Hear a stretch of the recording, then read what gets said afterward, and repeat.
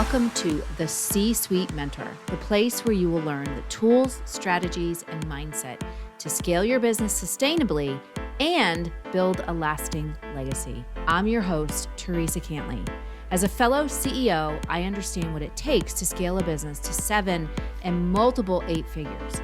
It's not necessarily what you might think. It requires a complete shift in how you think, strategize, and execute key actions in your business. My mission is to help CEOs step back into the driver's seat of their business by optimizing their operations, empowering their team, and staying in total alignment with their big vision. So, are you ready to exchange everything that hasn't worked for strategies that will?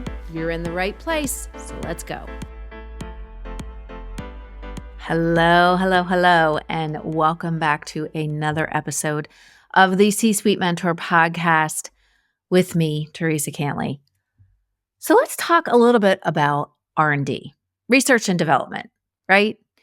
I come from the laboratory research equipment world, and the area that I was specifically involved in dealt heavily in molecular biology, the beginning stages of vaccine research or cancer medicine research or clinical trial research. And there was a lot of research and development. There was a lot of R&D.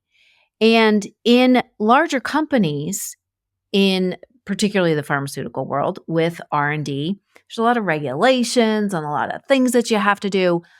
But that R&D exists for a reason. Why?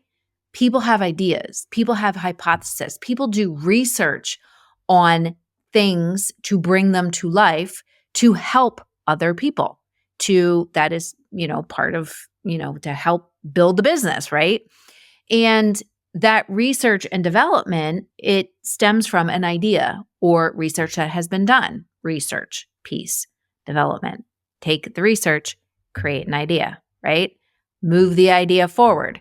See if it works. So we take the idea, we implement it. Maybe it works, maybe it doesn't work. Even if it works, maybe there's still some hiccups in there. So what do? They bring it on back. Once they put something into development, they bring it back, they look at it, they say, okay, what worked, what didn't work? What small change do we need to make to move it forward? Or are we going to keep it this way? And what are the next steps? So that idea of R&D is important. It's a big thing, that research and development. I can't tell you how many times working with researchers, because like I said, I was specifically involved in molecular biology, replicating DNA, separating DNA, helping them with, again, those initial steps of what they were doing to come up with clinical trials and vaccines and new cancer drugs to prolong life and just a variety of things. And research and development was a big thing. It was like so super important to coming up with some of the best ideas ever, and some of the amazing medicines that we have in the market now that save lives and prolong lives and just unbelievable stuff. So when we look at the entrepreneurial world, when we look at small businesses and we say, it really is like being in research and development, right? Entrepreneurship is research and development. It's an experiment all along the way. And small businesses, they were built on ideas and dreams and not necessarily knowing if it was going to work, if the idea was going to work, if the dream was going to work, if it was going to fly. I have a book called Will It Fly? And doing it anyway.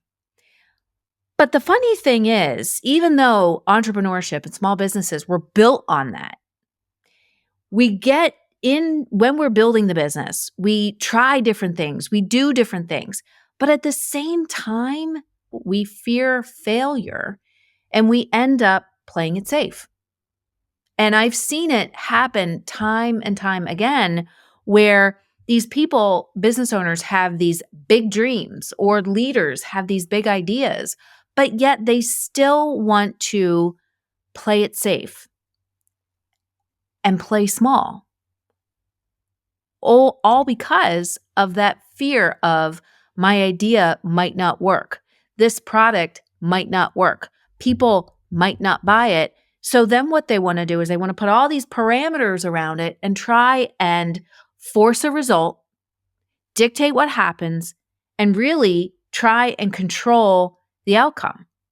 And what happens is when we do that as leaders, when we do that as business owners, the people around us feel it. And unfortunately, it ends up coming out in the vibe and just, how we end up connecting or interconnecting with our team. So if we're shrinking back, what's going to happen with them? They're going to shrink back. If we're trying to force a result or we're trying to force, control an outcome of something happening, then our people, what happens is it doesn't enable them to make their own decisions. It doesn't empower them to take steps or to try something new. In fact, it puts parameters around them. So what do? They wait for instructions. They wait for us to tell them what to do. So I recently had a conversation with someone and we were talking about they were putting together a new idea for a dinner, a big dinner that they wanted to do, a fancy dinner that they wanted to do in their restaurant. And they put a lot of parameters around, this is what I want.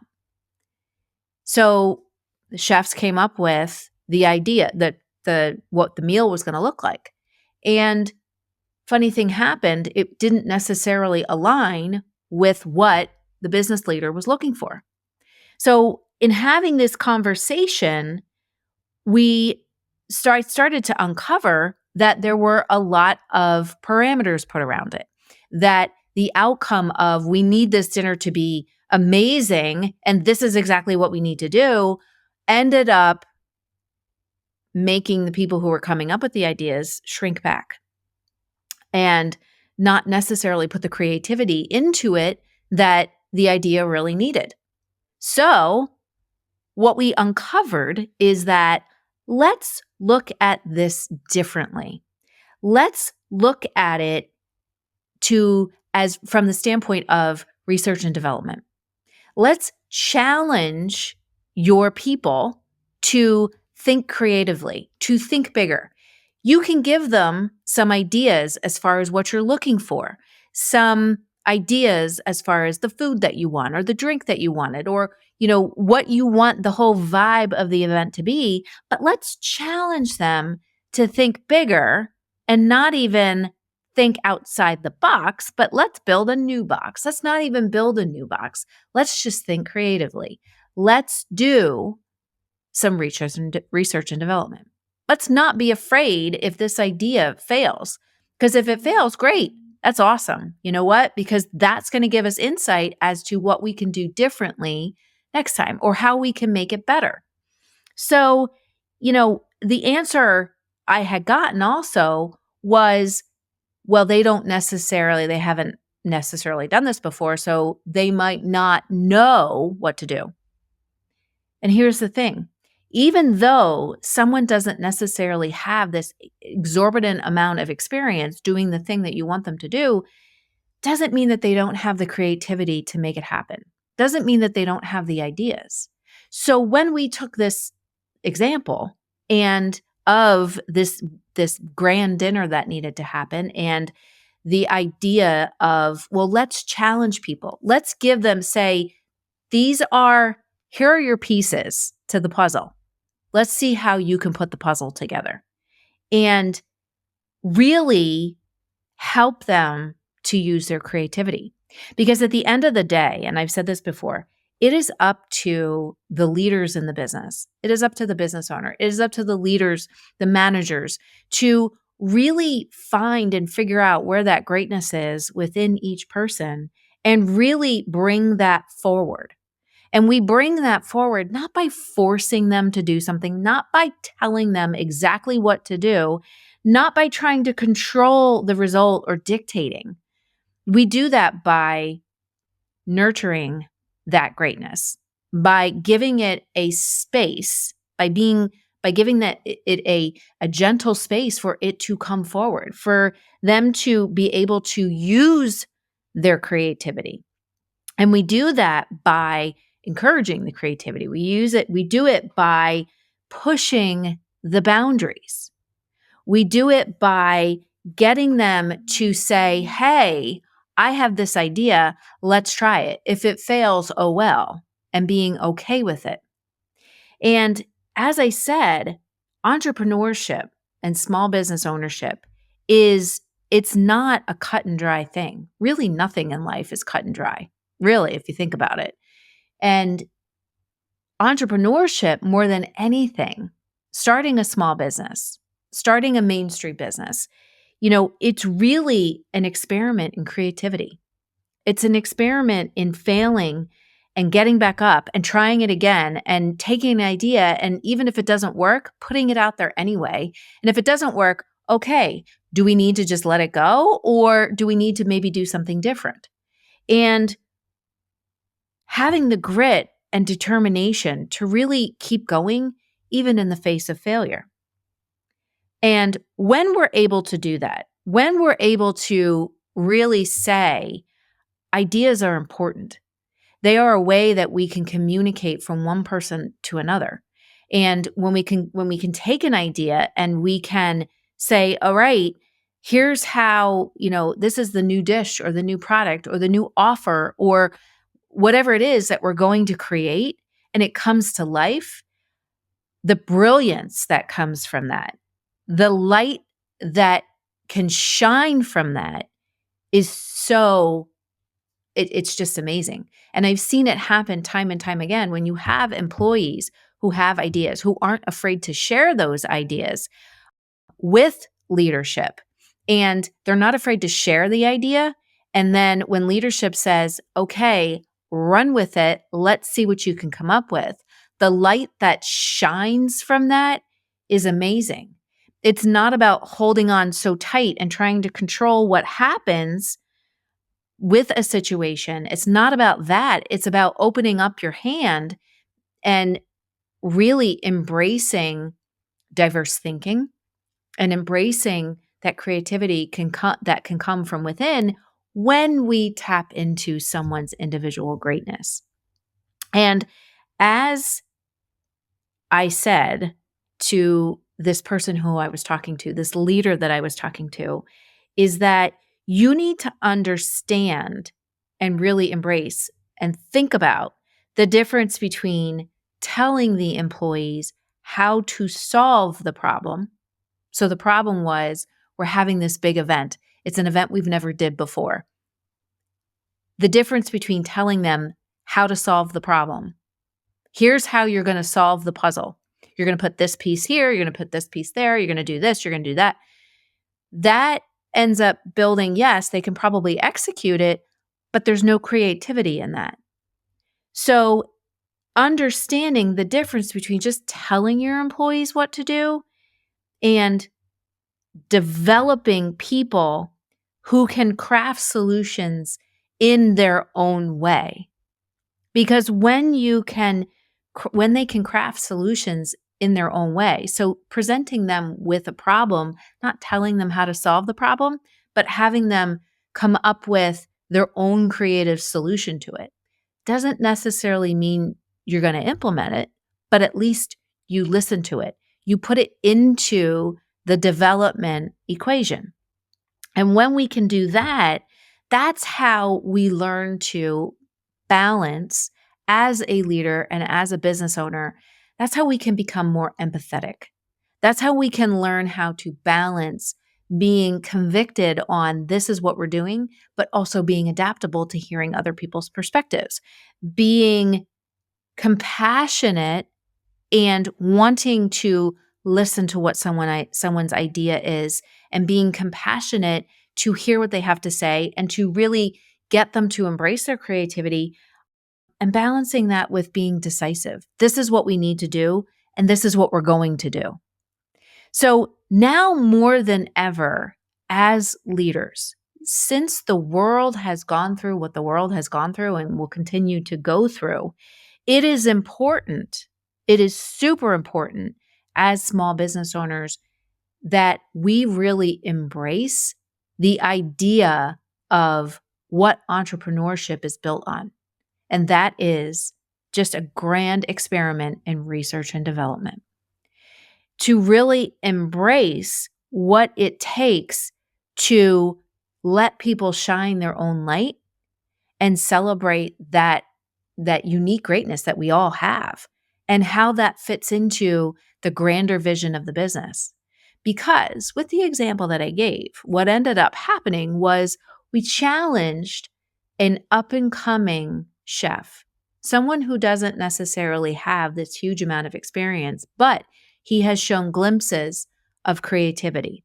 And what we did was we went back and challenged the chefs to work with this up and coming chef to come up with some unique dishes, some new and unique dishes that maybe fit the idea for the event better than what they presented. And to really, instead of shrinking down or having people shrink down, really have them stand up and be bold to put their ideas out into the world to bring that creativity forward. And what happened, what came out of that was the most amazing menu I've seen with creative dishes that they had never done before, but really aligned with the vision of the business and the values that the business stands for. So what that did was it took the event and leveled it, or up-leveled it, I should say, to make it even more amazing and fantastic than what the original idea for the event was. So as business owners, when we can do this, when we can, instead of trying to force a result on something or try and just tell people this is what you need to do, and you're constantly just doling out tasks and dictating what needs to happen, when we let people shine that light, when we really understand what it means to be an empathetic leader, and we help people to find their own solutions, that's how we can create a space and gently bring that creativity forward and move those ideas forward. And I've seen this happen time and time again. I saw it when I was in lab equipment. When the more research and development people did, the more they embraced different ideas and different perspectives on things, the faster research happened, or the faster, I should say, the faster they were able to come up with cures, the faster they were able to do an experiment, get the results, make the changes, do it again, get the results, make the changes. When we're able to do this, when we're able to gently move creativity forward, when we're able to really embrace conviction and adaptability, compassion and decisiveness, and help our employees and our team to take an idea, it might not work, that's okay, move it forward. It might fail, that's okay, let's try it. When we're able to do that, we're able to come to success faster. We're able to grow our business faster. We're also able to create a culture that is built on creativity, that is built on diversity, that is built on connection, and that is also built on respecting that everyone has an idea, everyone has a story, and we need to tell that story. We need to move those ideas forward. And I heard something this morning that related to what I wanted to talk about today, because I just thought that the whole coaching session that I had around pushing people out of their comfort zone and really instead of having people shrink back, because this up and coming chef was shrinking back. He has this enormous amount of creativity that was not being tapped into. So instead of having him shrink back and just saying, okay, this is what we're going to do, and not really, the dishes that they came up with were kind of, they were kind of everyday or, ordinary. So what we did was really coaching them on how to work with this up-and-coming chef, how to look at his ideas and get him to express his idea, and then how to refine it so that it can be an even better idea, and now it's going to get moved into the world. And I thought that I heard this story this morning. It's from an Aesop fable about the wind and the sun, and I thought it was super appropriate in kind of taking this whole story and this whole episode and just wrapping it up. Normally, I'm giving you 5 steps to think about, or 5 concepts to think about, or 3 concepts from all of the frameworks that I have working with leaders over the years. But instead, I thought, let's do it more as a story. Let's do it more, because I do tell a lot of stories about my daily experiences coaching people, but really telling it more from the standpoint of truly what it is explaining a story and explaining the lesson from that story. So I heard this morning. It was, if you've never read Aesop's work before, it's amazing. But it's about the wind and the sun. And I'm going to tell it my own way. But the wind and the sun were sitting one day looking down on the earth, and they saw a man. And the man was walking. He had a scarf and a hat and a jacket on. And the wind looked at the sun and said, I bet I can get that man to take off his jacket and his hat and his scarf faster than you can. So the sun said, okay, let's see. So the wind took a deep breath and he blew and blew and blew on the guy. And the guy just buttoned his jacket up and pulled his hat down, wrapped his scarf a little bit tighter. So the wind tried again and blew even harder to try and push that outcome of the man taking off his jacket. And all the man did was he walked faster and he tightened up his coat even further, tightened up his scarf and wrapped it around again so he could keep warm. And seeing that the wind couldn't do it, the sun said, okay, let me give a try. So what did the sun do? The sun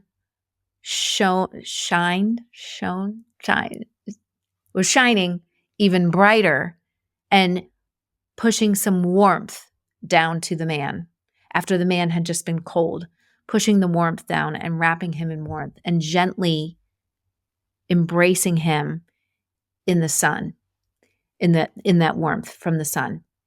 And the man, slowly feeling warmer, took his coat off and took his hat off and took his scarf off.